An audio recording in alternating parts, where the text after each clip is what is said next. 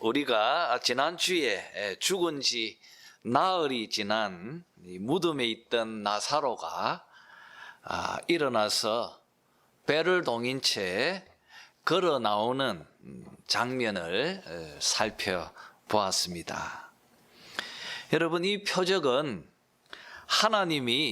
예수님이 바로 하나님 되신다는 사실을 너무나 선명하게 보여주고 있습니다.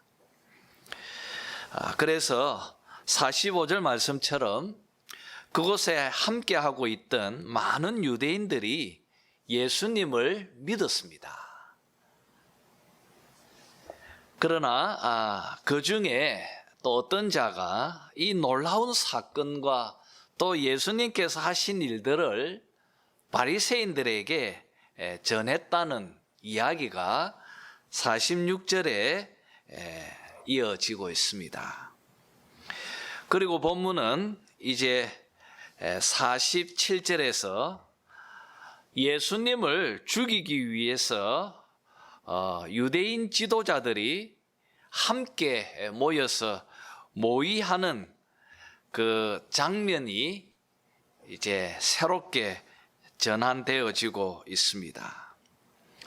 여러분, 47절에 보니까 대제사장들과 바리새인들이 공회를 모으고 라고 되어져 있습니다. 공회를 모으고, 여기서 말하는 이 공회는 예수님 당시 이 이스라엘의 최고 의결기관, 우리로 말하면 이 국회에 해당되어지는 산헤드린 이 공의회를 의미합니다. 자료를 의하면 당시 이 산헤드린 공회에는 총 71명으로 구성이 되어져 있는 것 같습니다.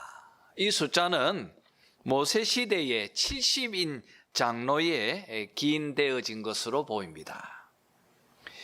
이 산헤드린 공회에는 성전 중심으로 유대교를 이끌고 있는 제사장 그룹의 이 사두개파 사람들, 그리고 또 회당 중심으로 유대교를 이끌고 있는 바리새파 사람들, 그리고 또 헤롯 왕가와 또 백성들의 이 지역 장로들, 이른바 이스라엘의 세속 귀족들로 형성이 되어져 있었습니다.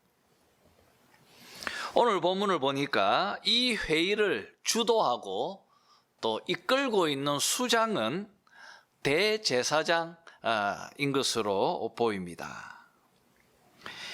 이제 이 모여진 공의회 의원들이 안건을 제시합니다. 그 안건은 예수라고 하는 이 사람이 많은 표적을 행하니까 우리가 어떻게 할 것인가, 여기에 이제 이 문제를 다루려고 합니다.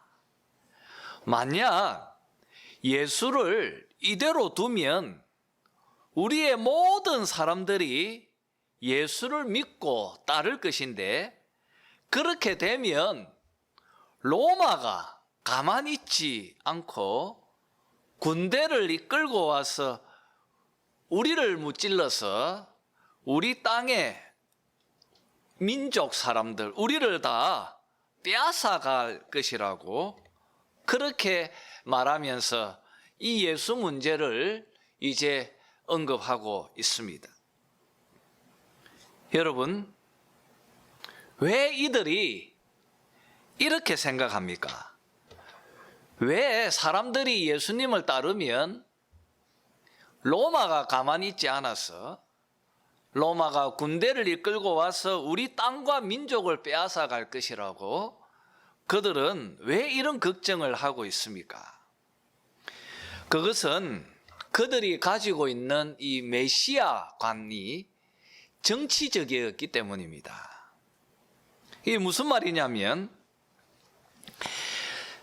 지금 이스라엘 백성들을 이끄는 이 메시아가 등장하면 메시아는 마치 모세처럼 로마의 압제 속에 있는 우리 이스라엘을 정치적으로 해방시켜줘서 이 메시아 운동이 민족의 독립운동으로 그렇게 발전해 갈 것인데, 이렇게 되면 필연적으로 로마 군대의 보복이 뒤따를 것이라는 것입니다. 그러면 우리가 로마를 이길 수 없으니까 우리 민족은 멸망하게 될 것이다. 지금 이렇게 걱정하는 이야기가 지금 이들의 안건입니다. 여러분, 이 요한복음은요, 앞에 있는 공간복음들, 마태복음, 마가복음, 누가복음, 이 공간복음들에 비해서 요한복음은 한 세대, 한 30년 뒤에, 한 세대 후에 쓰여진 책입니다. 우리가 알기로 이 책은 AD 90년경에 쓰여진 책입니다. 그러니까 지금 이들이 걱정하고 있는 이 일이 실제적으로 AD 66년에 일어나게 되어졌습니다. 당시 로마의 이 권력 투쟁 때문에 그들의 통치가 좀 느슨해져 있었습니다. 이 틈을 타서 로마로부터 독립하려고 유대인들이 열심당원을 중심으로 해서 임시정부를 만들었습니다. 그리고 독립운동으로 이 모든 일들이 번져가게 되어졌습니다. 불안한 로마 정치가 정리되어지고, 그리고 베스파시우스라고 하는 우리가 잘 알고 있는 그 로마의 콜로세움을 만든 황제입니다. 이 베스파시우스라고 하는 이 황제가 자리에 앉고 나서 그 아들 티투스라고 하는 디도 장군을 AD 70년에 유대를 제압하기 위해서 오게 되어집니다.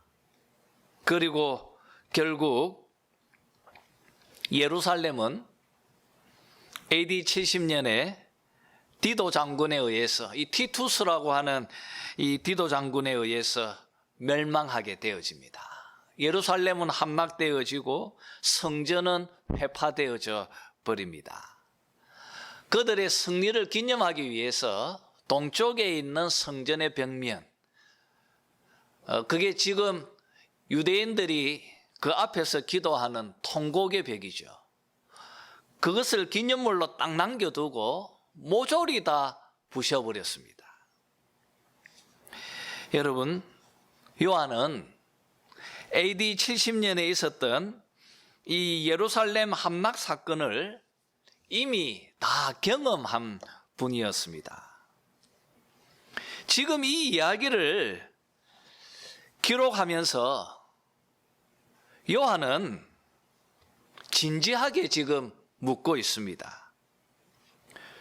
왜 이들은 예수님 때처럼, 예수님 때 이 메시아 운동이 독립운동으로 번져서 나라가 망하면 어떡하나라고 걱정하면서 예수님을 제거하려고 했었는데, 이들은 예수님 때는 이렇게 적극적으로 행동했는데 왜 AD 66년에 일어난 그때 이 메시아 운동과 그리고 이 독립운동을 이들은 왜 제어하질 못했나? 무엇 때문인가?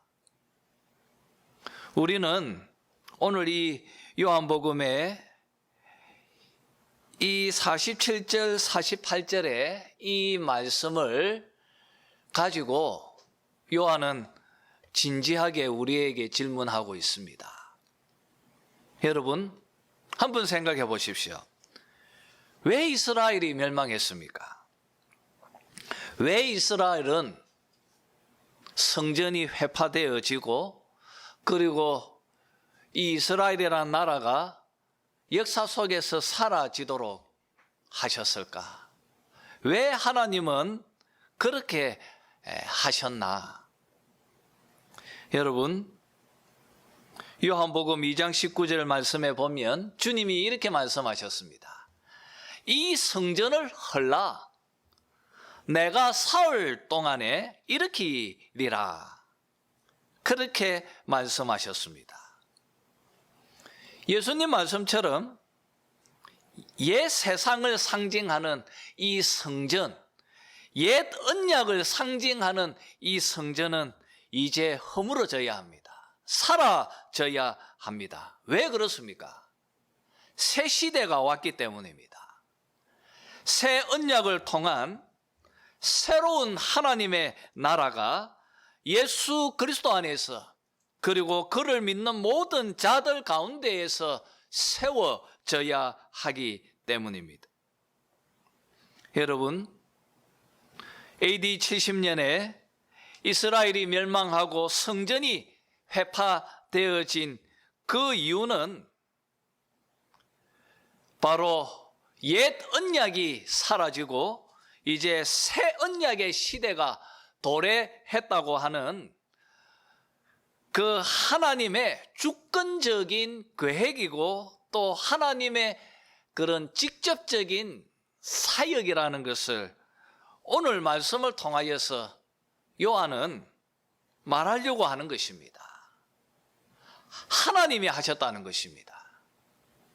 그들은 예수님을 바라보면서 그 엄청난 사건이 일어나지 않을까 걱정했지만 하나님께서 계획하여 놓은 대로 결국 그들의 걱정대로 AD 66년에 그 일들이 벌어지고 그리고 AD 70년에 이스라엘은 멸망하게 되어졌다는 것입니다.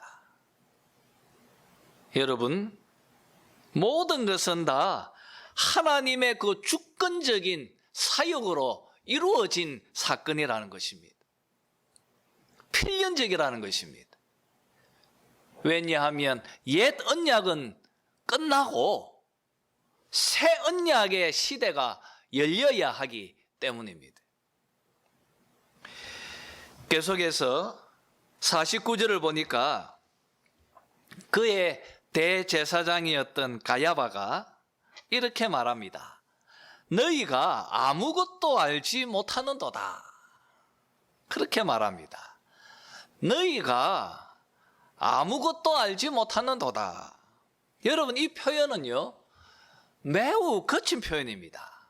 우리식으로 표현하면 바보 같다 혹은 멍청이 같다 그런 표현입니다. 이렇게 상스러운 표현을 할 정도로 가야바는 당시에 절대적인 권력을 가지고 있던 그 가야바의 장인이었던 안나스의 힘을 믿고 지금 이렇게 버릇없이 아나무인처럼 행동하고 있는 것입니다.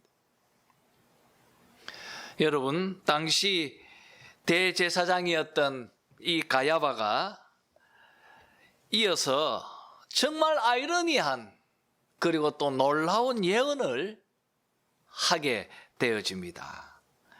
한번 50절을 한번 읽어볼까요? 50절을 다 같이 읽겠습니다. 시작.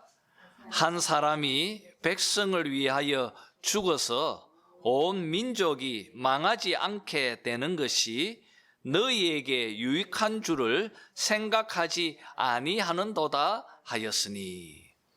여러분, 한번 어떻습니까? 이 표현이. 한 사람이 백성을 위해서 죽어서 온 민족이 망하지 않게 되는 것이 너희에게 유익하다. 여러분, 지금 대제사장은 정확하게 예수님께서 왜 십자가에서 죽으셨는지 그 이유를 너무나 잘 설명하고 있습니다.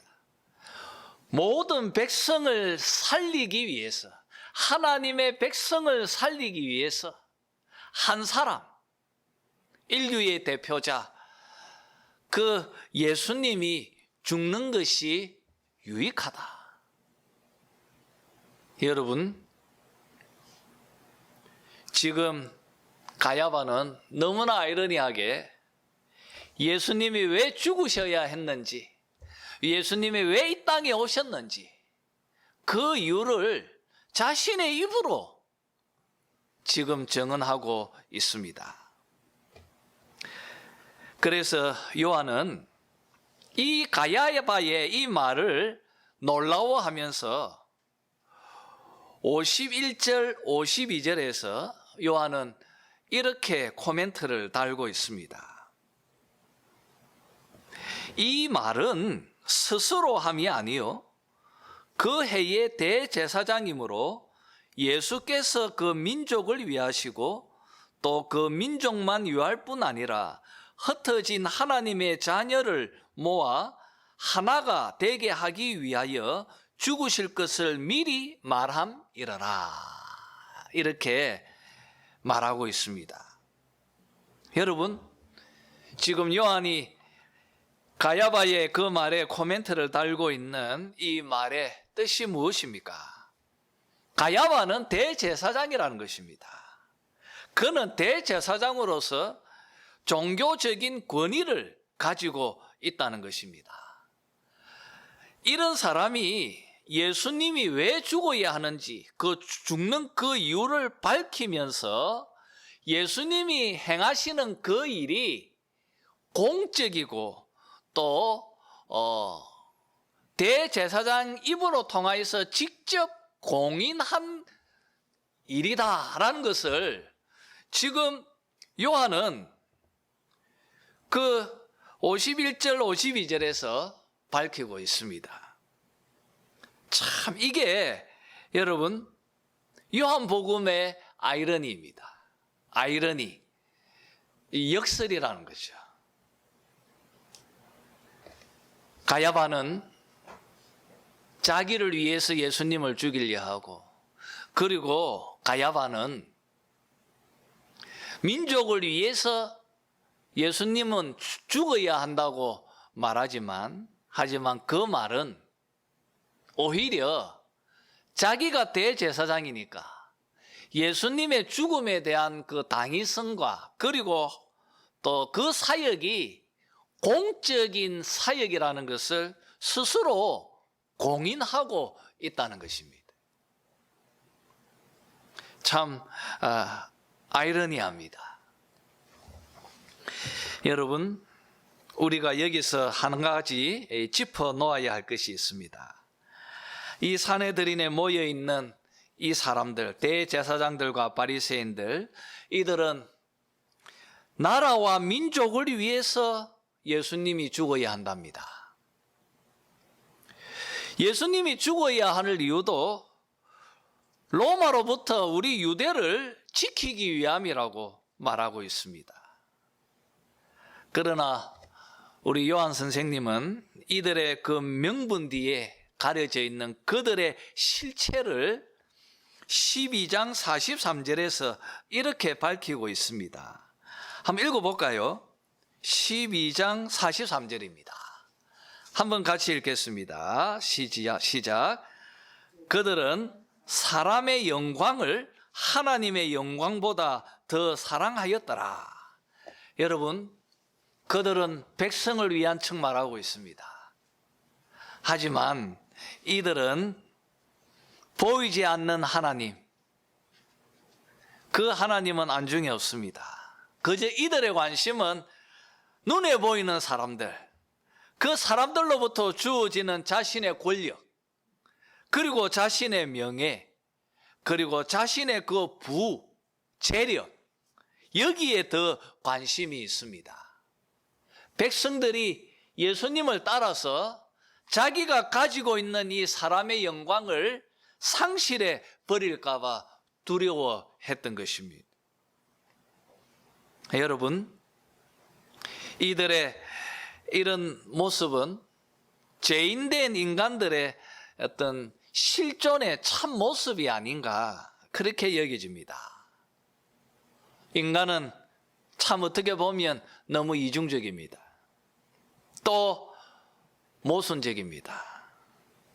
항상 자기의 유익을 구하고 그리고 자기 중심적인 그런 교만으로 똘똘 뭉쳐져 있습니다. 그래서 바울은 에베소서 2장에서 이렇게 죄인된 인간을 향하여서 본질상 진노의 자녀라고 말하고 있는 것입니다. 우리는 죄로 인해서 하나님으로부터 진노의 심판 외에 받을 것이 없는 자들이라는 것입니다.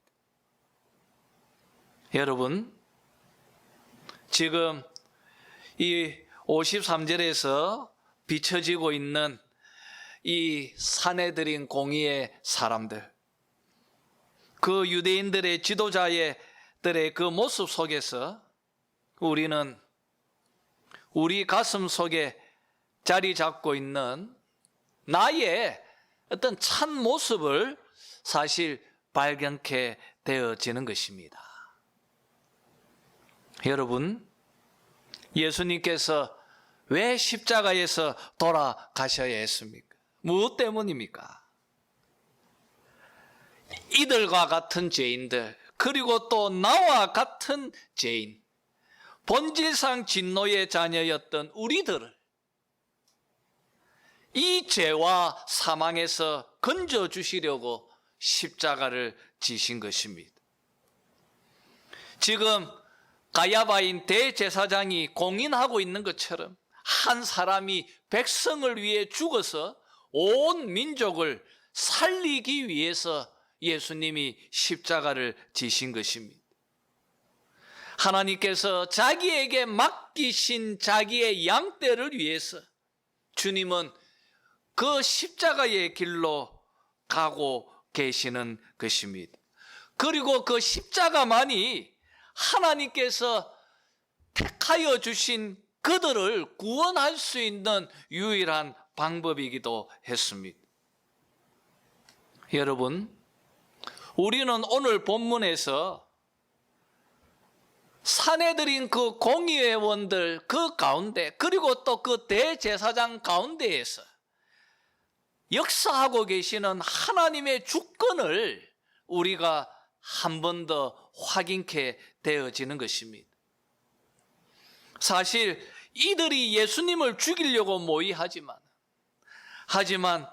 실상은 이 모든 것은 우리 하나님과 우리 예수님께서 이미 결정하신 성삼위 하나님의 구원의 계획 속에 포함되어져 있는 것이었습니다. 이들은 단지 하나님에게 쓰임받는 도구일 뿐이었습니다. 모든 것은 하나님의 주권 속에서 되어진 일들이었습니다. 이렇게 여러분, 우리는 인간들의 악한 그 의지 뒤에 역사하고 계시는 하나님의 주권과 하나님의 섭리하심을 우리는 오늘 이 회의 장면 속에서 읽어내어야 하는 것입니다. 여러분, 모든 것은 하나님의 주권이었습니다. 하나님의 주권으로 되어진 것이었습니다. 주님은 십자가로 가셔야만 했다는 것입니다. 우리는 여기서 두 가지를 좀 짚고 넘어가야 합니다. 첫 번째는 하나님의 주권과 인간의 책임 문제입니다. 모든 것은 하나님의 주권으로 되어진 것이고 또 모든 것이 하나님의 섭리로 되어진 것이라고 한다면 여러분, 지금 유대 지도자들이 행하고 있는 이 악한 행위들이 면제될 수 있겠습니까? 어떻습니까, 여러분? 이들이 예수님을 십자가에서 죽인 그 죄가 면제되어질 수 있겠습니까? 그렇지 않습니다. 유대인들이 예수님을 십자가에 매달아 죽인 그 죄에 대한 책임은 분명히 그들 자신들이 지어야 하는 것입니다.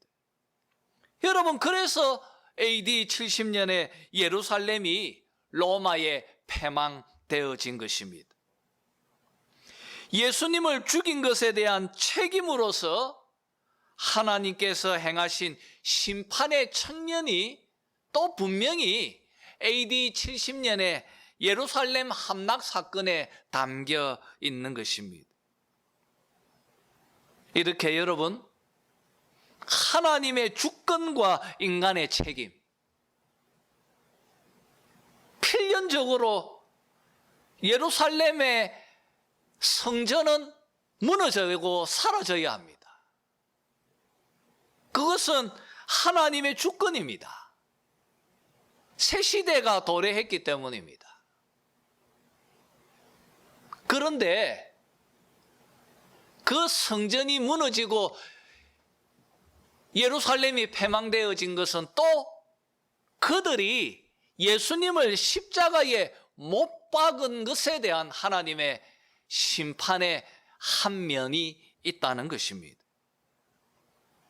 여러분, 우리가 오늘 이 말씀 안에서 또 이스라엘 백성들 가운데 일어난 그 사건들을 통하여서 우리는 깨달아야 할 것은요, 하나님의 주권과 인간의 책임은 서로 모순되지 않고 또 충돌되지도 않는다는 것입니다.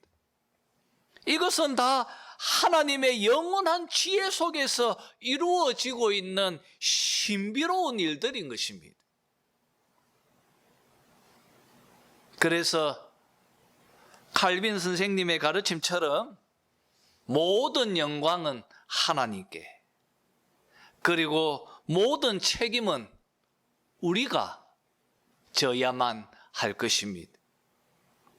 우리는 이것을 오늘 본문 속에서 깨닫게 되어지는 것입니다.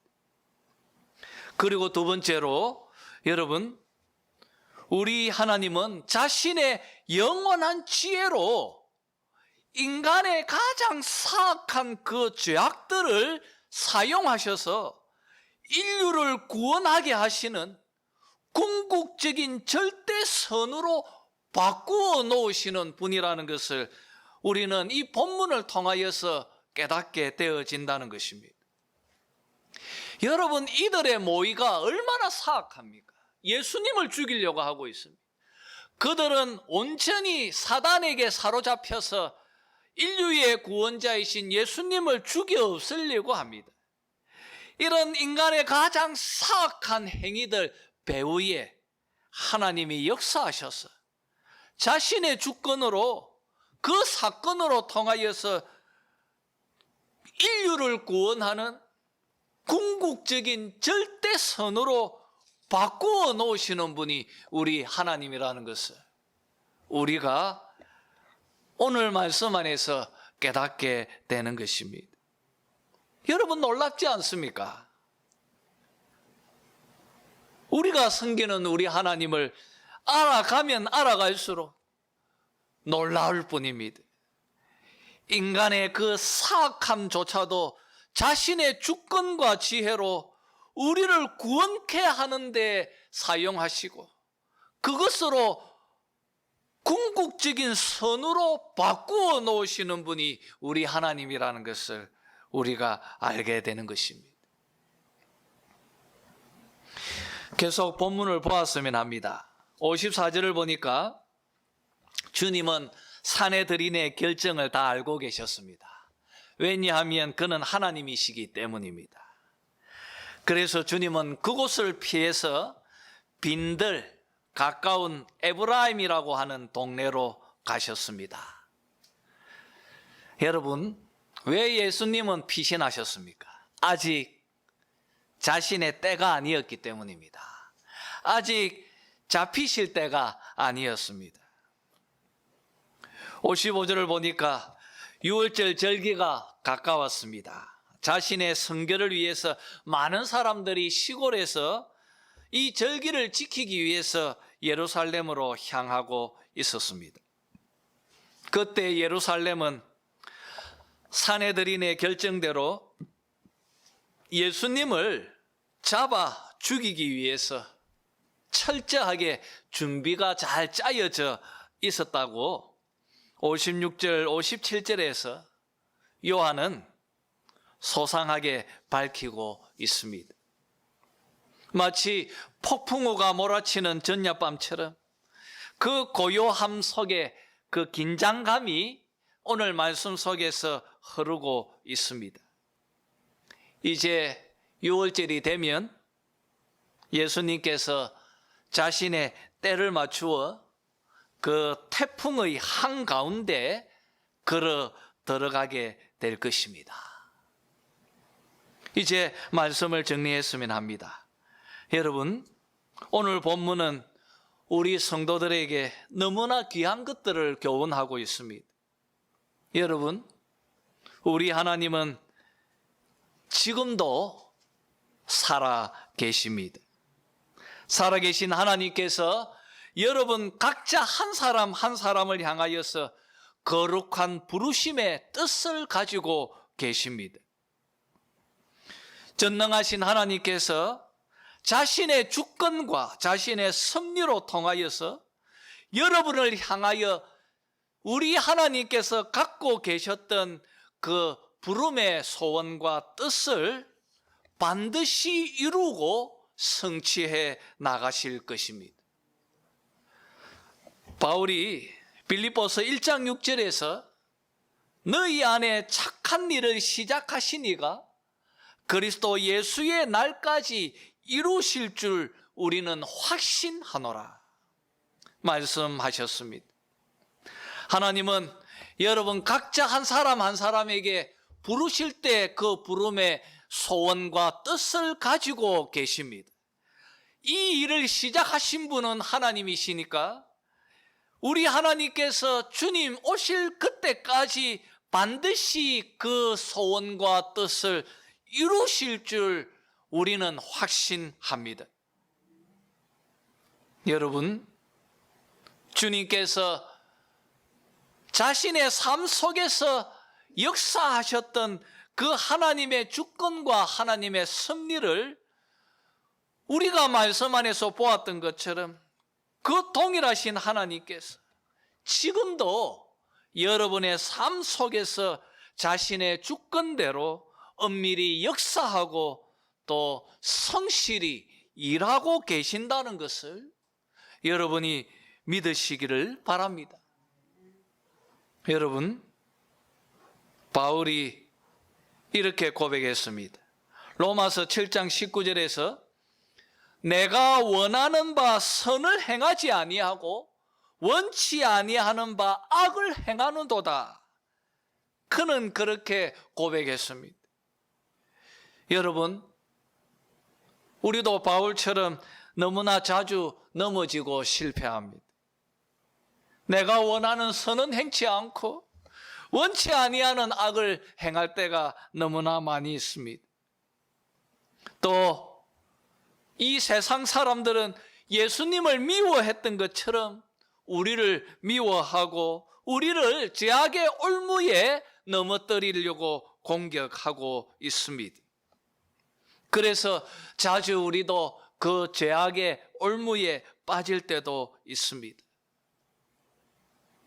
여러분, 그럴 때 우리는 오늘 말씀 속에서 위로를 가져야 할 것입니다.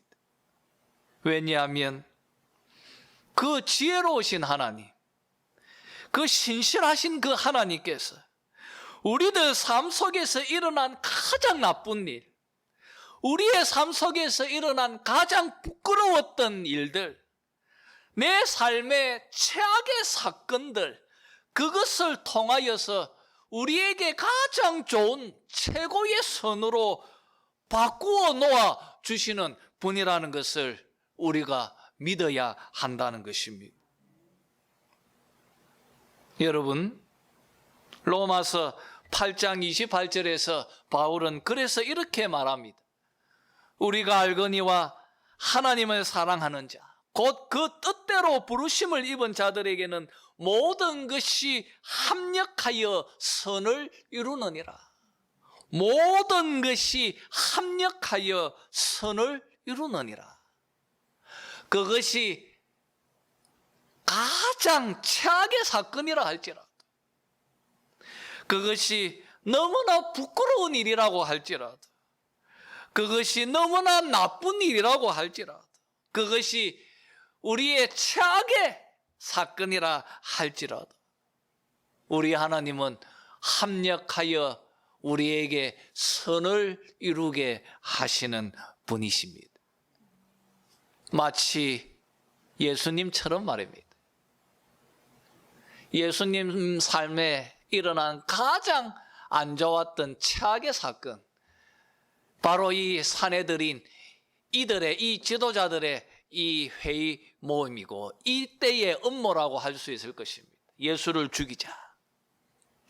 하지만 우리 하나님은 그 사건을 오히려 인류를 구원해내는 가장 좋은 그런 궁극의 선으로 바꾸어 놓아 주셨습니다. 사랑하는 성도 여러분, 하나님은 지혜로우신 분이십니다. 하나님은 지금도 자신의 주권을 가지고 우리 가운데 섭리하십니다. 여러분에게 가장 좋은 것으로 지금도 주고 계시는 그런 신실하신 분이십니다.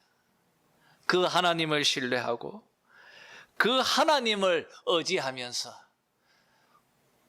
공고한 광야길과 같은 이 인생길을 오직 믿음으로 걸어나가는 여러분들이 다 되시기를 주님의 이름으로 축원합니다.